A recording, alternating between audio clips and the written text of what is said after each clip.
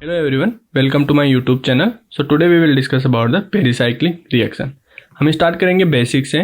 तो यदि हम रिएक्शन मैकेनिज्म की बात करें तो हाई सेकेंडरी से लेके ग्रेजुएशन तक हमने जितनी भी रिएक्शन पढ़ी है वो या तो पढ़ी है आयनिक या पढ़ी है रेडिकल।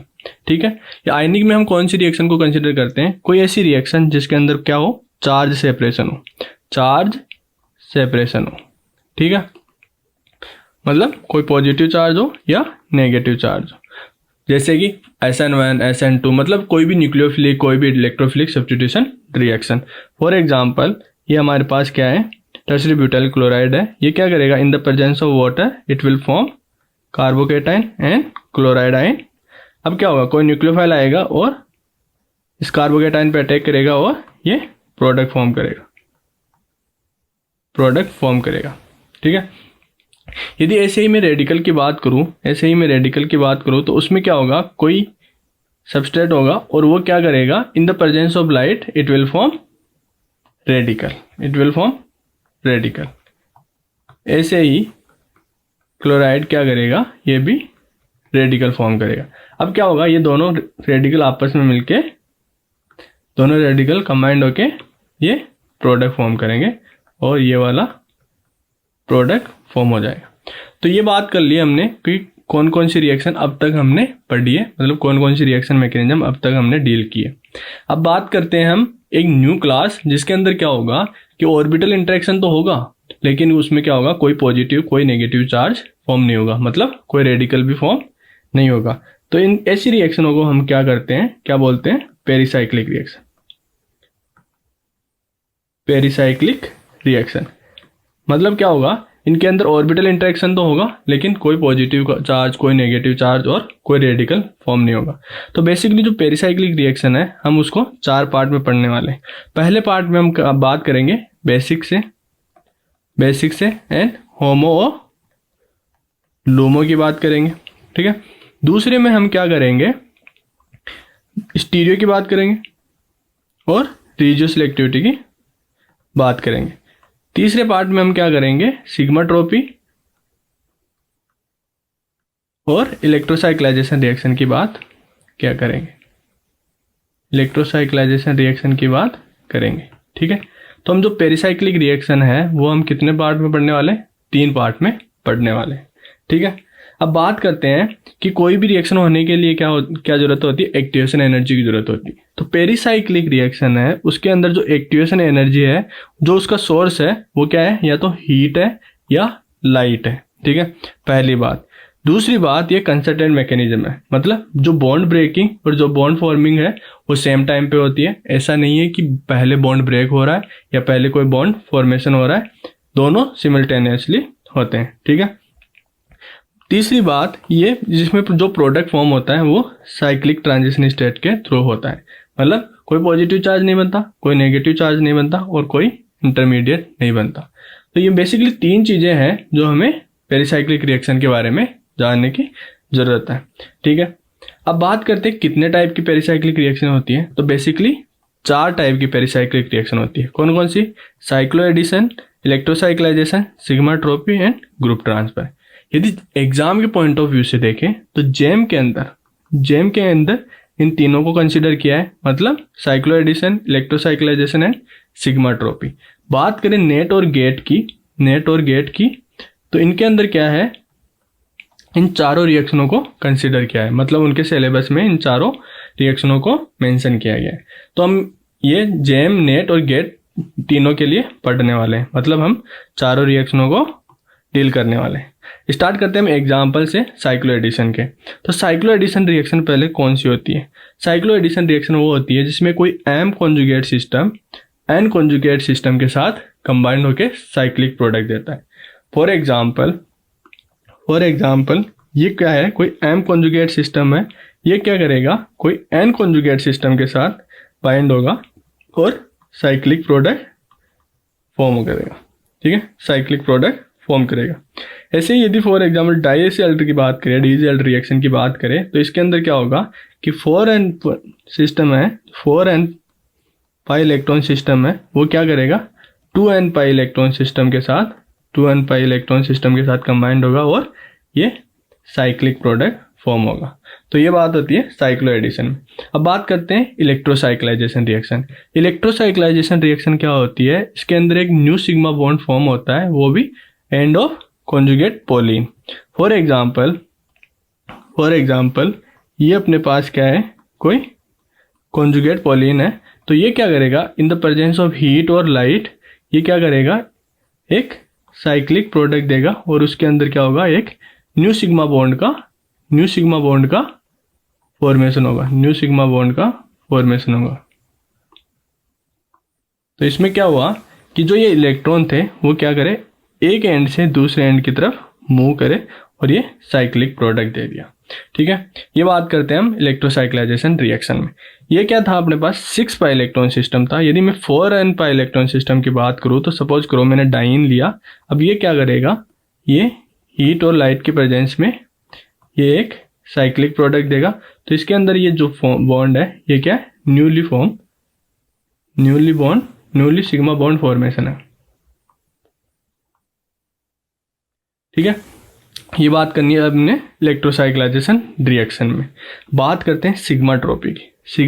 बात करते हैं तो सिग्माट्रोपी कौन सी रिएक्शन होती है जिसके अंदर कोई सिग्मा बॉन्ड क्या करता है, वन पोजीशन से अनदर पोजीशन पे रीअरेंजमेंट करता है, किसके थ्रू, एक कॉन्जुगेट सिस्टम के थ्रू। तो बेसिकली ये हम 2 कैटेगरी में रखते हैं, एक 1-3 जिसके अंदर पहली कैटेगरी है जिसमें 1-3, 1-5 और 1-6, 1-7 सिग्माट्रोपी रीअरेंजमेंट पढ़ते हैं, और दूसरी है जिसमें हम 3-3 सिग्मा रीअरेंजमेंट पढ़ते हैं। फॉर एग्जाम्पल ये अपने पास कोई कॉन्जुगेट सिस्टम है। ठीक है, अब इसमें ये 2 हाइड्रोजन है, इसको हम लेवल कर रहे हैं, मान लो H* से लेवल किया। ठीक है, तो इसमें क्या करेगा, जो ये सिग्मा बॉन्ड है, ये सिग्मा बॉन्ड क्या करेगा, एक पोजीशन से दूसरी पोजीशन पे माइग्रेट करेगा या रीअरेंज करेगा और ये कुछ प्रोडक्ट फॉर्म करेगा in the presence of heat और लाइट। ये कुछ रीअरेंजमेंट करके ऐसा कुछ प्रोडक्ट फॉर्म करेगा। अब दोनों प्रोडक्ट सेम है, यदि हम लेबलिंग नहीं करें तो हमें पता कैसे चलेगा कि रीअरेंजमेंट हुआ है या नहीं हुआ है।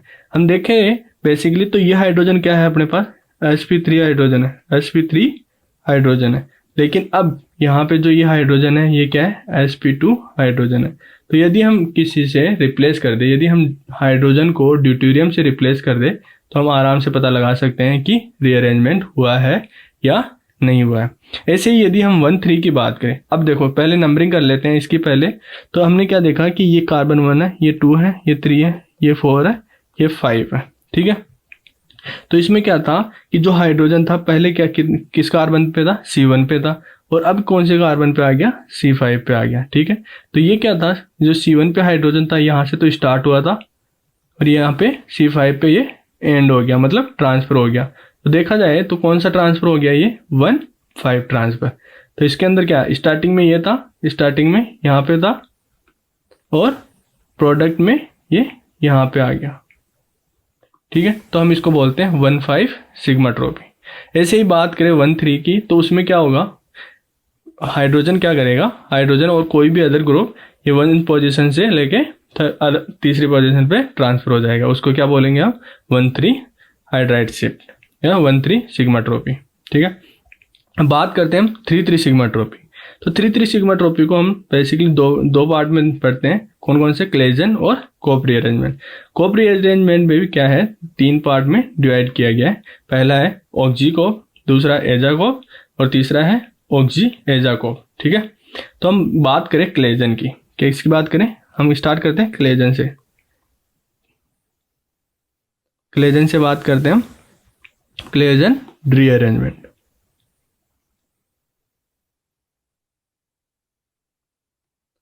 क्लेजन रीअरेंजमेंट, तो इसमें क्या होगा, कोई एक एलाइल विनाइल ईथर सिस्टम रहेगा, क्या रहेगा, एलाइल विनाइल ईथर सिस्टम रहेगा, और वो उसमें क्या होगा कि 3-3 सिग्माट्रोपी होगी। यदि नंबरिंग करें हम तो बेसिकली इसमें नंबरिंग कहाँ से की जाती है, 1-2-3 1-2-3, मतलब जो इन होती है, मतलब डाइन होती है, या जो एल्कीन होती है उसको क्या करते हैं हम 2 और 3 से रिप्रेजेंट करते हैं, और जो 1 है वो क्या करते हैं, या तो हम ऑक्सीजन से स्टार्ट करते हैं या कार्बन से स्टार्ट करते हैं।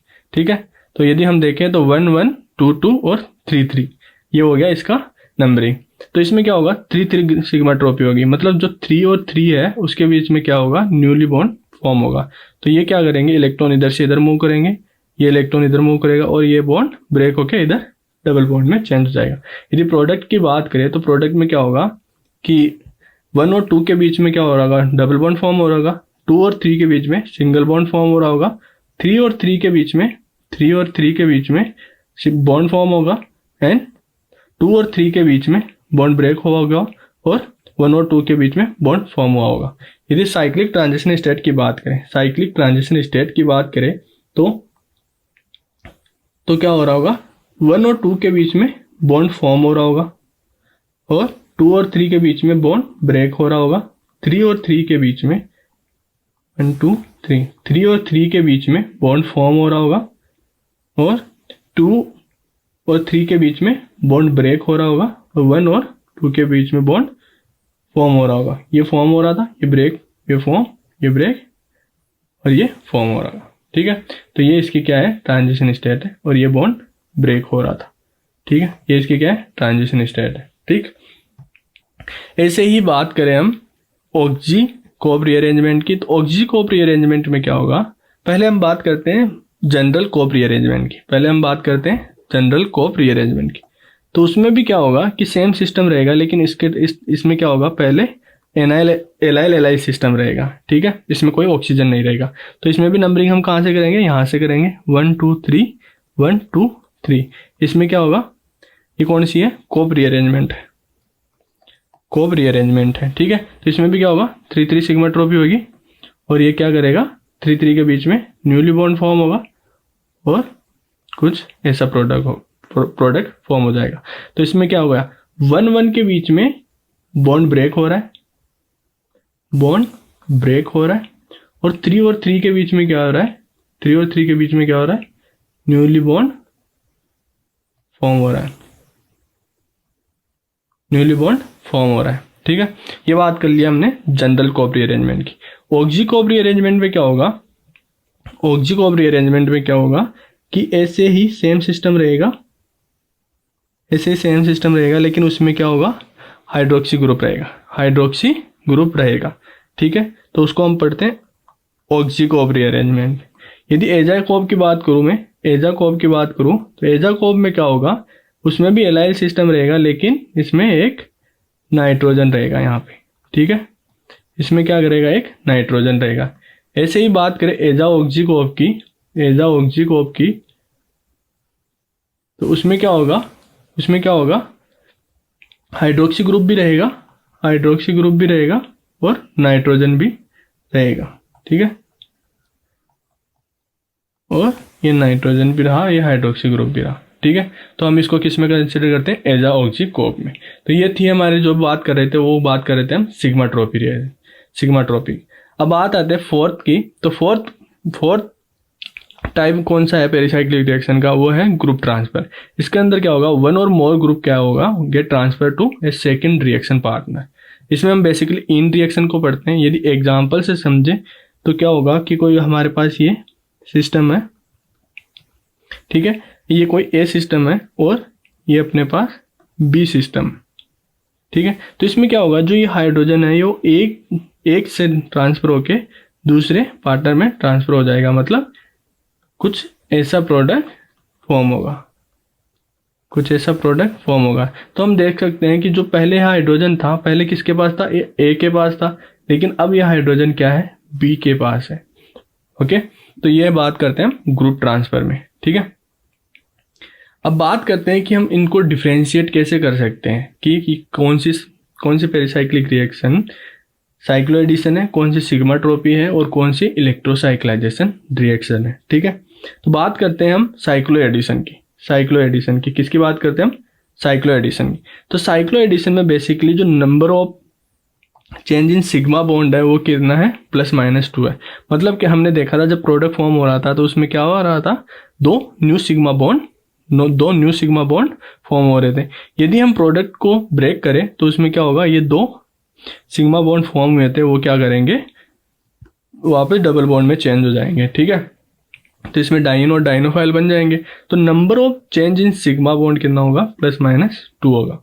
यदि सिग्मा ट्रॉपी की बात करें तो सिग्मा ट्रॉपी में क्या होगा, number of change in sigma bond कितना होगा, 0 होगा। कितना होगा, 0 होगा, क्योंकि यहाँ पे जो बॉन्ड फॉर्म हो रहा था लेकिन यहाँ से बॉन्ड ब्रेक हो रहा था, मतलब number of change in sigma bond कितना हुआ, 0 हुआ। ऐसे यदि इलेक्ट्रोसाइक्लाइजेशन रिएक्शन की बात करें तो उसमें क्या होगा कि number of change in sigma bond कितना होगा, +-1। तो हमने देखा था इलेक्ट्रोसाइक्लाइजेशन रिएक्शन में क्या हो रहा था, ये न्यूली सिग्मा बॉन्ड फॉर्म हो रहा था। ठीक है, तो ये इनके अकॉर्डिंग हम डिफ्रेंशिएट कर सकते हैं। तो मतलब साइक्लोएडिशन में +-2 का डिफरेंस रहेगा, सिग्मा ट्रॉपी में 0 और इलेक्ट्रोसाइक्लाइजेशन में +-1 का।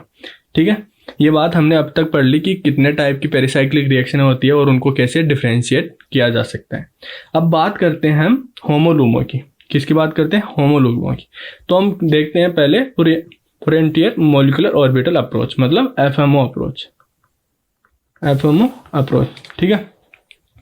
हमने देखा एफएमओ अप्रोच में देखा है कि जो एस फॉर्म है, जो एस सिस फॉर्म है डाइन की, वो ही रिएक्टिव होती है। कौन सी रिएक्टिव होती है, एस फॉर्म, मतलब cis form of diene is reactive. यदि मैं कोई डाइन का एग्जांपल लूं तो क्या होगा, in the presence of heat और लाइट, यदि मैं इसकी रिएक्शन डाइनोफाइल के साथ कर रहा हूँ, मतलब ये अपने पास क्या है, डाइन है, और ये अपने पास क्या है, डाइनोफाइल है। ये अपने पास क्या, डाइनोफाइल है। तो हमने नोट किया कि ये जो डाइन है वो क्या करेगा, अपने सिग्मा बॉन्ड के थ्रू रोटेट करके ये सिस फॉर्म में कन्वर्ट हो गया, और उसके बाद में ये डाइनोफाइल से रिएक्ट करके इसने कुछ ऐसा प्रोडक्ट फॉर्म किया।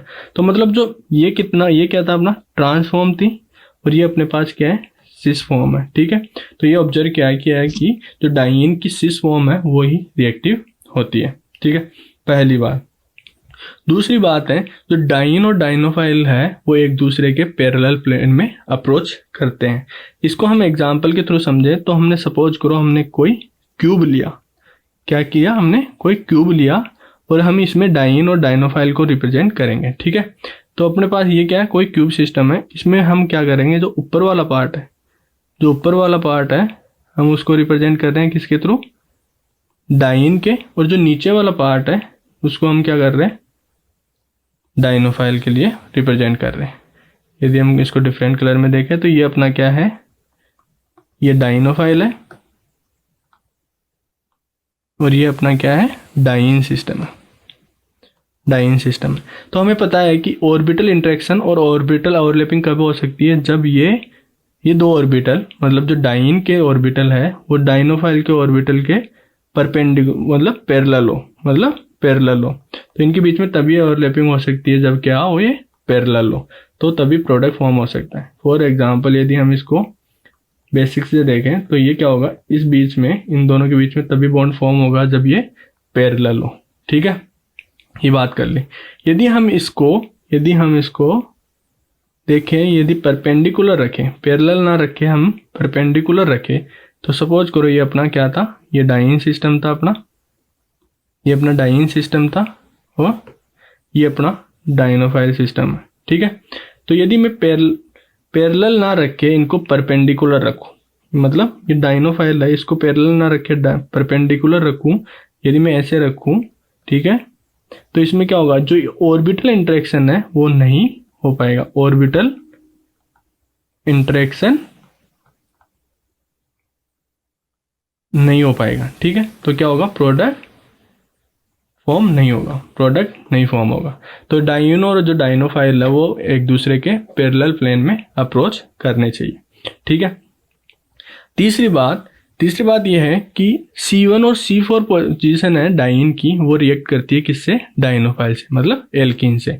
यदि इसको हम एग्जाम्पल के थ्रू समझे तो हमने जो अभी क्यूब बनाया था तो हम उसको एक्सपेंड करते हैं। ठीक है, तो हमने क्या किया, ये क्यूब बनाया।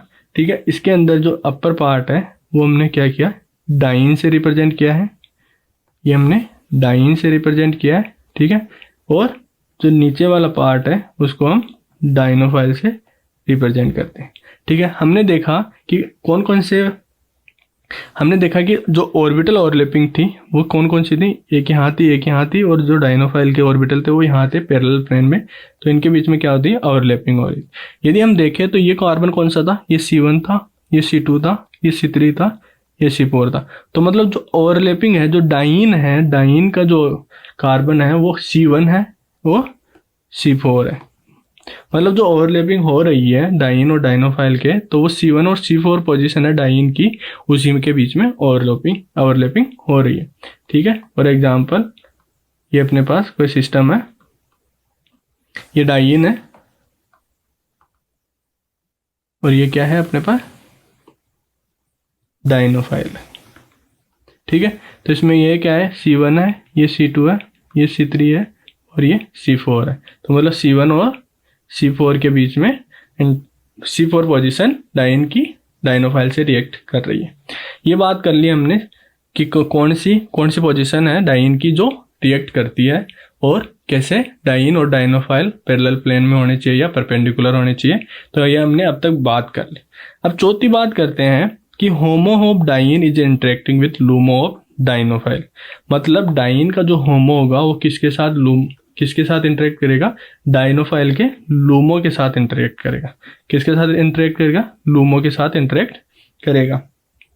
ठीक है। तो हम इस डायग्राम से हम सारे क्वेश्चन सोल्व कर लेंगे। क्या कर लेंगे, सारे क्वेश्चन। जिसको भी ये डायग्राम समझ में आ गया उसको मान लो कि 50% से ज़्यादा क्वेश्चन उसके सोल्व हो गए अभी के अभी। ठीक है। बात करते हैं इस डायग्राम की। तो इस डायग्राम में क्या क्या रिप्रेजेंट कर रखा है, क्या क्या रिप्रेजेंट नहीं कर रखा। तो पहली बात, जो इसमें 2p ऑर्बिटल, 3p ऑर्बिटल ये लिख रखा है, 4p ऑर्बिटल, तो ये क्या करते हैं, नंबर ऑफ कार्बन एटम को रिप्रेजेंट कर रहे हैं, नंबर ऑफ कार्बन एटम को रिप्रेजेंट कर रहे हैं। तो इसके मतलब इसमें 2 है, इसमें 3 है, इसमें 4 कार्बन है, इसमें 5 है, इसमें 6 है। ठीक है। और इसमें यहाँ पे 7 है। ठीक, पहली बात। यदि दूसरी बात करें तो हम देख सकते हैं कि जो इवन नंबर है, इवन नंबर कार्बन है, तो उसमें क्या है, एंटी बॉन्डिंग और बॉन्डिंग ऑर्बिटल। ये क्या है, एंटी बॉन्डिंग है और बॉन्डिंग ऑर्बिटल है, उसके अंदर कोई नॉन बॉन्डिंग ऑर्बिटल नहीं। यदि ऑड की बात करें तो ऑड में क्या है, अपने पास बॉन्डिंग भी है, एंटी बॉन्डिंग भी है और नॉन बॉन्डिंग भी है। क्या है, नॉन बॉन्डिंग भी है। ठीक है। ये हमने दूसरी बात नोट कर ली। तीसरी बात है कि हमें पता कैसे चलेगा कि कौन सा होमो है, कौन सा लूमो है। ठीक है। तो उससे पहले हम ये देख लेते हैं कि कितने नोड है, कितने नोड नहीं है। इस डायग्राम में हम देखें, यदि मैं डाइन की बात करूं तो डाइन में क्या होगा, इसमें सारे ऑर्बिटल एक दूसरे के से, मतलब सारे ऑर्बिटल ओवरलैप कर रहे हैं, मतलब इसमें कोई नोड है, कोई नोड नहीं है। ठीक है। इसमें देखें तो इसमें क्या हो रहा है, इन दोनों के बीच में ओवरलैपिंग नहीं हो रही, तो मतलब ये एक नोड है। यहाँ पे कितने हैं, 2 नोड है। कौन कौन से, ये वाला और ये वाला। मतलब इन दोनों के बीच में ओवरलैपिंग नहीं हो रही, इन दोनों के बीच में ओवरलैपिंग नहीं हो रही, लेकिन इन दोनों के बीच में ओवरलैपिंग हो रही है। तो ये क्या है, 2 नोड है। इसमें क्या है, 3 नोड है। ठीक है। तो हम ऊपर की तरफ बढ़ेंगे तो नंबर ऑफ नोड्स बढ़ते जाएंगे। ये हमने तीसरी बात कर ली। अब बात करते हैं, हम डिसाइड करते हैं मतलब कि होमो कौन सा होगा और लूमो कौन सा होगा। यदि डाइन की बात करूं तो डाइन क्या है, 4 कार्बन सिस्टम है और 4 इलेक्ट्रॉन सिस्टम है। ठीक है। 4 कार्बन सिस्टम है, 4 इलेक्ट्रॉन सिस्टम है। यदि मैं इलेक्ट्रॉन को फिल करूं तो हमारे क्या होगा, 2 इलेक्ट्रॉन इसमें फिल हो जाएंगे और 2 इलेक्ट्रॉन इसमें फिल हो जाएंगे। ठीक है। ये किसकी प्रेजेंस में होंगे, ये हीट की प्रेजेंस में होंगे, तो हीट की प्रेजेंस में यदि मैं होमो की बात करूं, मतलब हाईएस्ट ऑक्यूपाइड मॉलिक्यूलर ऑर्बिटल की बात करूं, तो वो होगा ये वाला। ठीक है। और लूमो कौन सा होगा, लूमो होगा ये वाला। ठीक है। ये बात कर ली हमने लाइट के प्रेजेंस। ये क्या होगा, लूमो होगा, और ये क्या होगा, अपना होमो होगा। ये किसकी प्रेजेंस में, ये लाइट, हीट की प्रेजेंस में।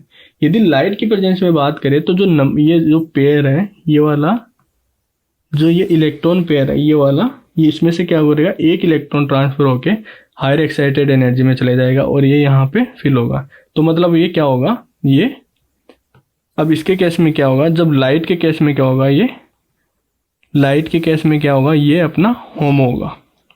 ठीक है। और ये अपना क्या होगा, लूमो होगा। किसकी प्रेजेंस में? लाइट की प्रेजेंस। ठीक है, ये हमने होमोलूमो की बात कर ली, किसके? डाइन की। यदि डाइनोफाइल की बात करें तो डाइनोफाइल क्या होता है? 2 कार्बन सिस्टम होता है और 2 इलेक्ट्रॉन सिस्टम होता है। यदि 2 इलेक्ट्रॉन को फिल करें हम तो ये क्या करेगा? इसकी ग्राउंड स्टेट में फिल हो जाएगा। तो ये अपना क्या हो गया? ये क्या हो गया? अपना होमो हो गया। और ये क्या हो गया? अपना लूमो हो गया। ठीक है, ये हमने देख लिया कि कौन कौन सा होमो है, कौन सा लूमो है। ठीक है, अब बात की थी हमने कि HOMO of diene is interacting with LUMO of dienophile. यदि हम होमो और लूमो को यदि हम सेपरेट करें तो हीट की प्रेजेंस में हमने देखा कि लूमो कौन सा था और होमो कौन सा था। तो होमो कौन सा था? ये था। और लूमो कौन सा था? ये था। ऐसे ही यदि हम लाइट की प्रेजेंस में बात करें तो लाइट में क्या था? ये अपना लूमो था और ये अपना होमो था। ठीक है, अब ऑर्बिटल ओवरलैपिंग की बात करें तो हमने देखना पड़ेगा कि सेम सिमेट्री के बीच में क्या होगा? ओवरलैपिंग होगी। तो हमने देखा HOMO of diene is interacting with LUMO of dienophile. यदि हम लाइट की हीट की प्रेजेंस में यदि होमो की बात करें तो ये अपना होमो है और ये अपना क्या है? डाइनोफाइल का लूमो है। ठीक है, यदि ऑर्बिटल इंटरेक्शन की बात करें तो अपने क्या होगा? ऐसा कुछ सिस्टम रहता है। तो यदि इसको हम ऐसे इसमें ट्रांसफर करें, यदि इसमें चेंज करें तो क्या होगा? ये कुछ ऐसा फॉर्म होगा। कैसा फॉर्म होगा? ऐसा फॉर्म होगा। और इसके अंदर क्या होगा? ये इनके बीच में क्या हो रही है? ओवरलैपिंग हो रही होगी और इनके बीच में पाई बॉन्ड फॉर्म हो रहा होगा। ठीक है, अब क्या करेगा? अपना डाइनोफाइल आएगा। क्या करेगा? अपना डाइनोफाइल आएगा। ठीक है, डाइनोफाइल आएगा, पैरेलल प्लेन में आएगा और ये क्या करेगा? ऐसा होगा। हमने देखा कि ये कौन से स्टेट में था? ये कुछ ऑर्बिटल ऐसे अलाइन कर रहे थे। तो हमने देखा कि इनके बीच में क्या हो सकता है? ओवरलैपिंग हो सकती है। ओवरलैपिंग हो सकती है। ठीक है, मतलब इनके बीच में बॉन्ड फॉर्म हो सकता है। बॉन्ड फॉर्म हो सकता है। ठीक है, ऐसे इनके बीच में देखें तो इनके बीच में भी क्या हो सकता है? ऑर्बिटल ओवरलैपिंग होगी। ऑर्बिटल ओवरलैपिंग होगी। ठीक है, और इनके बीच में भी क्या होगा? बॉन्ड फॉर्म होगा।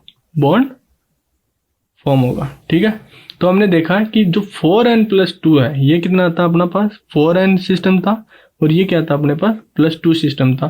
तो मतलब 4n+2 सिस्टम है वो हीट की प्रेजेंस में, मतलब हीट की प्रेजेंस में क्या दे रहा है अपन को? प्रोडक्ट फॉर्म हो रहा है। प्रोडक्ट फॉर्म हो रहा है। ठीक है, ये बात कर ली हमने कि मतलब प्रोडक्ट फॉर्म हो रहा है क्योंकि इनके बीच में ऑर्बिटल ओवरलैपिंग हो रही है। यदि हम बात करें लाइट के केस में तो लाइट के केस में जो होमो है वो कौन सा है? ये वाला होमो है। ठीक है, तो हम यदि होमो लूमो का इंटरेक्ट करवाएं, तो सपोज करो लाइट की प्रेजेंस में यदि हम इस डाइन का होमो देखें तो वो कैसा है? कुछ अलाइन कैसा है? इसका अलाइन कुछ ऐसा है। कैसा है? तो पहले अपने यहाँ पे है और इन दोनों के बीच में क्या हो रही है? बॉन्डिंग, और यहाँ पे नॉन बॉन्डिंग, एंटी बॉन्डिंग। ठीक है, अब बात करते हैं डाइनोफाइल को लाए हम। क्या करें? हम डाइनोफाइल को लेके आए हम। तो ये अपना क्या था? ये डाइनोफाइल था। तो इसमें क्या है? ये ऑर्बिटल कैसे अलाइन कर रहा होगा? कुछ ऐसे अलाइन कर रखा होगा। ठीक है, तो हम देख सकते हैं कि तो यहाँ तो बॉन्डिंग हो रही है, यहाँ तो बॉन्डिंग हो रही है, लेकिन यहाँ पे बॉन्डिंग नहीं हो रही। ठीक है, यहाँ पे बॉन्डिंग नहीं हो रही। तो इसका मतलब क्या हुआ? कंक्लूड क्या निकाल सकते हैं हम इसमें कि लाइट की प्रेजेंस में क्या कर सकते हैं? 4n+2 in the presence of light कोई रिएक्शन नहीं देता। मतलब लाइट की प्रेजेंस में 4n+2 नहीं होती और हीट की प्रेजेंस में 4n+2 रिएक्शन होती है।